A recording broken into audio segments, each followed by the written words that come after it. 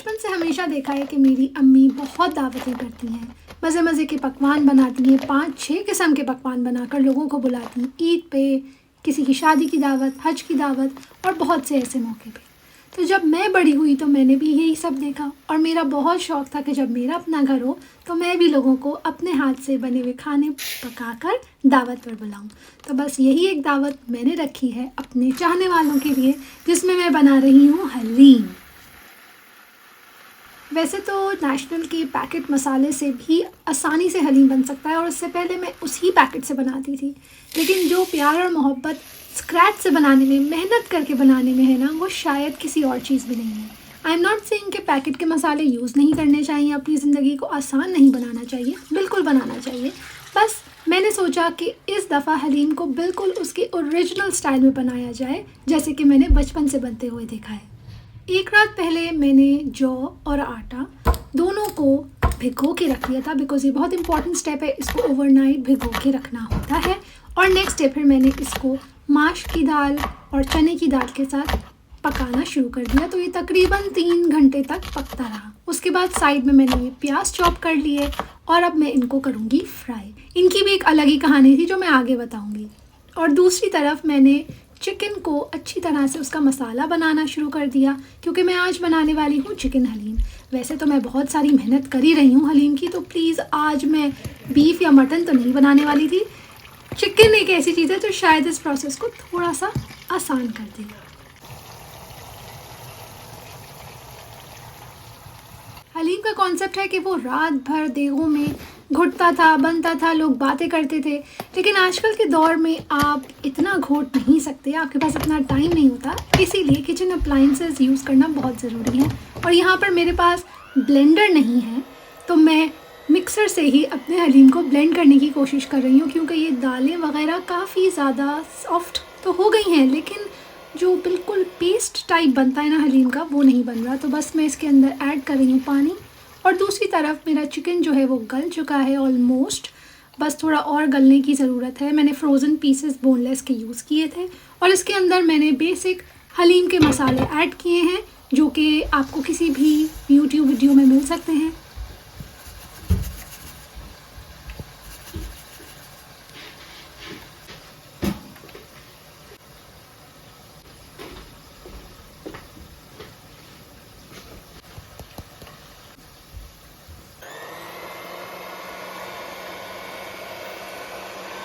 सूरत हाल ये है कि जो दालें हैं वो गल तो गई हैं, लेकिन वो सॉफ्ट पेस्ट नहीं बन रहा, जो कि एक हलीम खाने का एक अंदाज़ा होता है ना बचपन से, वो नहीं बन रहा। मैं कंटिन्यूसली इसको मिक्स तो कर रही हूँ, बट लेट्स सी क्या होता है।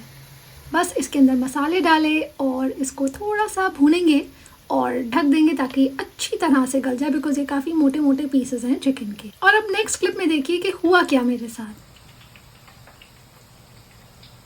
बस थोड़ी देर अगर प्याज को छोड़ दो तो वो काली होके सड़ जाती है, बिल्कुल जल जाती है। और यही हुआ मेरे साथ और मैं बहुत अफसोस में थी।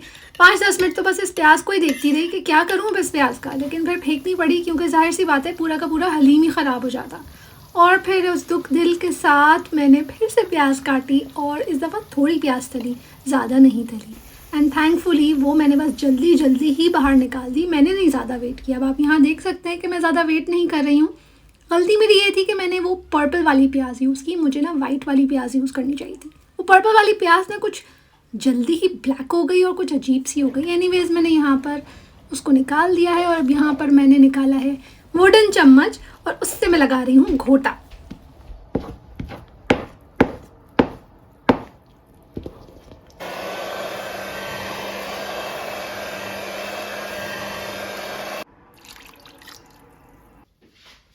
चिकन की ग्रेवी बहुत मज़े से गल चुकी है, टेस्ट भी इसका बहुत अच्छा है। अब मैं क्या करूँगी कि मेरे पास एक छोटा सा निंजा वाला ब्लेंडर है, उसके अंदर मैं ये सारे चिकन पीसेस को ब्लेंड कर दूँगी ताकि वो एक अच्छा सा पेस्ट बन जाए और फिर मैं उसको अपने हलीम में ऐड कर दूँगी।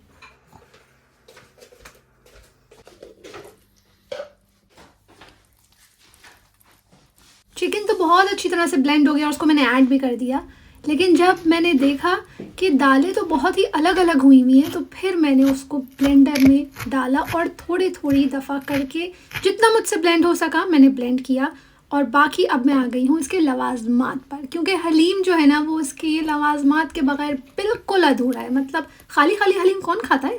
मैं तो अपने हलीम की प्लेट जितनी कलरफुल बना सकती हूँ ना बनाती हूँ। इसमें मैं नींबू, हरी मिर्च, अदरक, चाट मसाला, तली हुई प्याज, अरे भाई इनका जो टेस्ट होता है ना वो हलीम के टेस्ट को दोबाला कर देता है। दावत की टिप नंबर 1 ये है कि सबसे पहले तो अपनी जो काम है ना उनको एक रात पहले स्टार्ट कर दें, और जितनी भी गार्निशिंग और लवाजमात की चीज़ें हैं, जो चीज़ें आपके टेबल पे सेट हो सकती हैं, जो ख़राब नहीं होंगी, उनको प्लीज़ आप तैयार करके टेबल पे ही सेट कर दें। मैंने भी ऐसे ही किया। और अब जो बाकी नींबू थे उनको मैंने मज़े से निचोड़ निचोड़ के हलीम में ऐड किया, क्योंकि नींबू तो हलीम की जान है ना।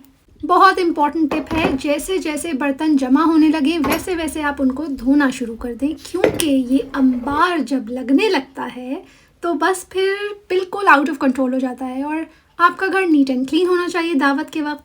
देखिए कुछ बर्तन तो इधर उधर होंगे ही, जाहिर सी बात है, दावत कर रहे हैं, रेस्टोरेंट से थोड़ी मंगवाया है, लेकिन फिर भी थोड़ी कोशिश ये करें कि जो सिंक है वो क्लीन हो, उसमें गंदे बर्तन ना हो, और एक्स्ट्रा बर्तन जो आपके सरफेस पे रखे हुए वो आप साफ़ कर लें। और प्लीज़ ये आइडिया ज़रूर यूज़ करें अपनी नेक्स्ट दावत में, how to set this beautiful table. अब होता यह है कि डिनर सेट्स में नॉर्मली 2 प्लेट्स होती हैं, मेरे इस डिनर सेट में 3 है। This is the main dish, ये है सूप बोल, ब्रेकफास्ट बोल, या कह लें इसको आप करी या सूप की तरह पे, क्योंकि हम हलीम खाने वाले हैं तो हलीम खाएंगे इस डीप डिश में। और साइड में आ जाती है क्वार्टर प्लेट, जिसमें रोटी और अपने थोड़ी बहुत चीज़ें जो सैलड्स की होती हैं वो रख सकते हैं, और उसके ऊपर एक प्यारा सा नैपकिन रखें, और जो कटलरी है ना उसको नैपकिन के अंदर ऐसे रखें जितनी खूबसूरत लगे।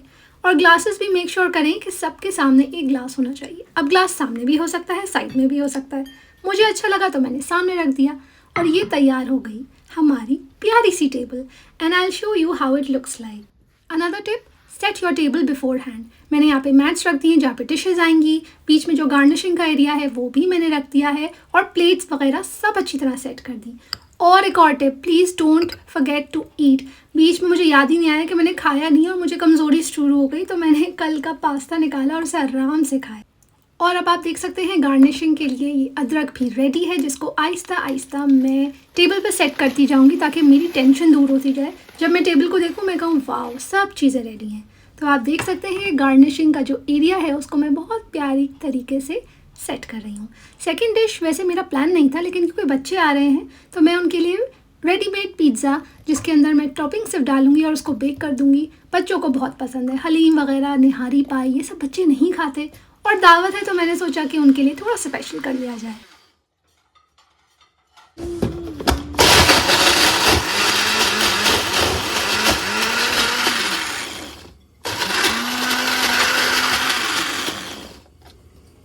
Another dawat tip is to look good. जितना अच्छा आपका खाना, घर, टेबल लगना चाहिए उतने ही अच्छे आप भी लगने चाहिए। जब मेहमान आपके घर आए तो उनको ये ना लगे कि उनके लिए खाना पका पका कर आपने पूरे दिन अपने आप को हलकान कर लिया है, आप थक गए हैं और आप खुश नहीं हैं। क्योंकि अगर आप अच्छी तरह से ड्रेसअप नहीं होंगे, तैयार नहीं होंगे, तो सामने वाले को तो यही लगेगा ना कि यार बेचारी सुबह से लगी हुई हमारी वजह से। तो मैं ही कोशिश करती हूँ कि बहुत नहीं लेकिन हल्का फुल्का सा मेकअप और थोड़े अच्छे कपड़े और हल्की फुल्की ज्वेलरी पहनने से मैं खुद भी बहुत अच्छा फील करती हूँ, और जो मेरे घर आते हैं वो भी मुझे देख के बहुत अच्छा फील करते हैं। तो बस लिपस्टिक, ब्लश ऑन, थोड़ा सा कॉम्पैक्ट पाउडर और ये छोटी मोटी सी ज्वेलरी पहनकर मैं हो गई हूँ तैयार। और तैयार होने के बाद अब मैं बाकी काम करने के लिए नीचे जाऊँगी और देखूँगी कि किचन में क्या हो रहा है। हलीम देखने से बहुत अच्छा लग रहा है। यहाँ पे फ्रोज़न पिज़्ज़ा पे टॉपिंग्स लगा के मैंने इसको रख दिया है। जब मेहमान आएंगे तो फिर बेक कर दूँगी। ये डिज़र्ट का सेक्शन है और यहाँ पर डोनट्स आएंगे लेटर ऑन। और आप देख सकते हैं कि table is almost ready. Even मैंने डिशेस भी रख दी हैं, तो मेरे सर में जो ये एक टेंशन होती है ना वो बहुत कम हो जाएगी और मैं रिलैक्स होके मेहमानों के साथ बैठ के गपशप लगा लूँगी। और एक और tip, make your house smell good. Candles लगाएं, हो सके तो फ्लावर्स ख़रीद के लगा लें, नहीं है फ्लावर्स तो इट्स ओके, नो प्रॉब्लम। आप अपने घर में बखूर या किसी भी किस्म का परफ्यूम स्प्रे कर दें, क्योंकि खाने की स्मेल होती है तो वो थोड़ी सी ज़्यादा आने लगती है जब कोई घर पे आता है, and it's a really nice way to welcome your guests. तो तो नाज़रीन, इसमें करते हैं गार्निशिंग। मेहमान आ चुके हैं और बैकग्राउंड में अब आप सुने हमारी कुछ बातें।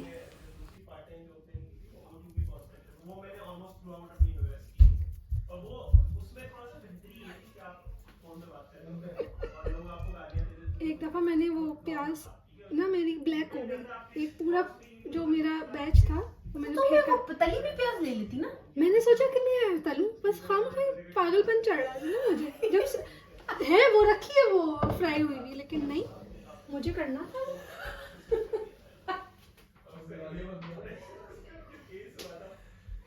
खपती हूँ ना मैंने कहा एक्स्ट्रा करो वो पूरी। अच्छा मैंने कहा चला लूँ, चालू करे पागल है, कड़वी जल रहा है घर, खिड़की खोलो। हाँ तुम खिड़कियाँ खोल के बनाया कर। I made a boat. ओह वाह, पीछे रहना अभी। Food is ready. My boat. अल्हम्दुलिल्लाह सबने खाना खा लिया है और अब ये हालात है आफ्टर ईटिंग फूड।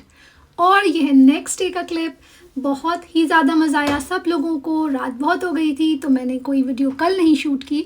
और अल्लाह का शुक्र है कि अब इस घर में हमारे पास है डिश वॉशर, इसलिए सारे बर्तन गए डिश वॉशर के अंदर और चकाचक क्लीन होके बाहर आ गए। तो बर्तन धोने का ना कोई टेंशन नहीं है। हम नॉर्मली ये डिश वॉशर सिर्फ दावतों में यूज़ करते हैं, रोज़मर्रा नहीं। So hope you like today's video. Thank you so much for watching.